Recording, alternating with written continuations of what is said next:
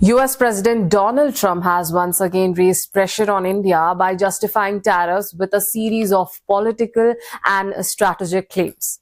One of his main arguments was that India has been purchasing oil from Russia, which according to him indirectly supports the Ukraine war. Based on this reasoning, sanctions and trade pressure were imposed on India. Later, when India and the US moved towards a trade understanding and reportedly discussed an 18% tariff framework, Trump made a new claim, stating that India will now stop buying oil from Russia. However, the Indian government has not issued any official statement supporting this claim. Instead, India's actions are showing a completely different reality. A continued and stable relationship with Russia, especially in the strategic nuclear sector. In the Lok Sabha, questions were raised about India's cooperation with Russia in nuclear energy. Responding to this, Union Minister of State Dr. Jitendra Singh clearly stated that discussions with Russia in the nuclear sector are continuing normally. He confirmed that India's Department of Atomic Energy and Russia's Rosatom are actively working together. Talks are ongoing on high-capacity nuclear power plants and small modular reactors, SMARs. While technical details are still being finalized, the cooperation remains strong and structured.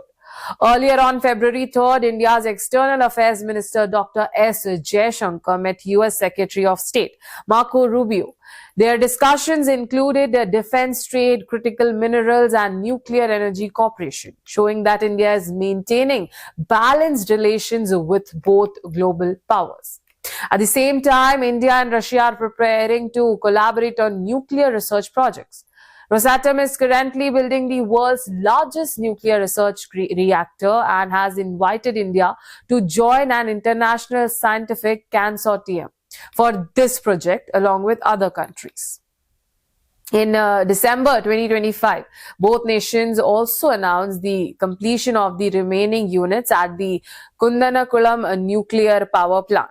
By 2027, the site is expected to reach its full capacity of 6,000 megawatts. Discussions are also underway for setting up another nuclear plant. Beyond traditional models, India and Russia are exploring floating nuclear power plants and small modular reactors as innovative energy solutions. Russia already operates a floating nuclear plant in the Arctic region, showing the technological direction of this partnership.